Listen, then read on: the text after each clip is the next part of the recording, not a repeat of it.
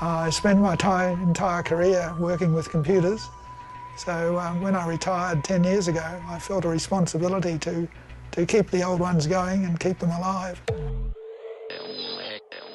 Computers got to be kept running. It's like a steam engine. It's got to be in steam and smoke and fire, and computers got to be running its software and its operating system to really be appreciated.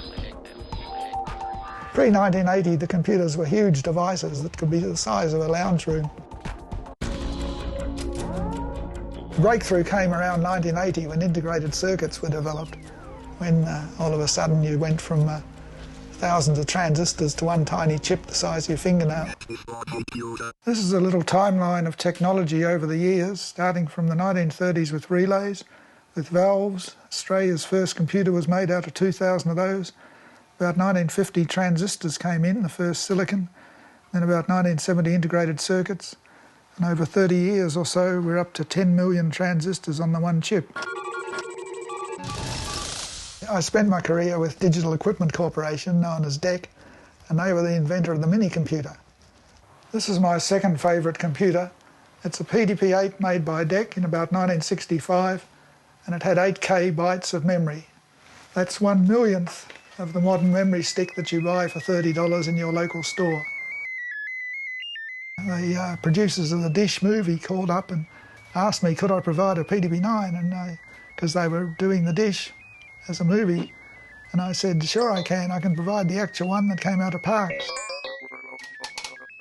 One of the pieces I enjoy most is this totalisator.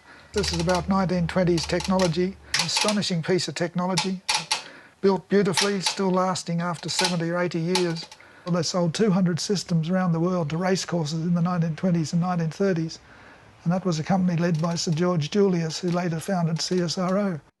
This is the famous Australian-made microbee. It was made in Hornsby, Sydney, actually, and they sold them to every Australian primary school. It was a tremendous success in about 1979 and introduced a whole generation of Australian school children to their first touch of computing. This is a little terminal that our engineers used to use to test computers, and it's notable for having 3 buttons on it. 1 is yes, 2 is no, and 3 is don't know. What the computer did to a don't know signal is not ever been revealed. I've been collecting computers since about 1971. I created a program known as Max's Creative Trade-ins and told the customer, if you give me back your old computer, you can have 10% off the new one. And the company tolerated my eccentricity. And we built up quite a nice museum of old computers. I offered the company $1 for the whole museum collection, and they sold it to me. So I became the proud owner of either one of the world's best collections of old computers or 100 tonnes of scrap metal. Time will tell.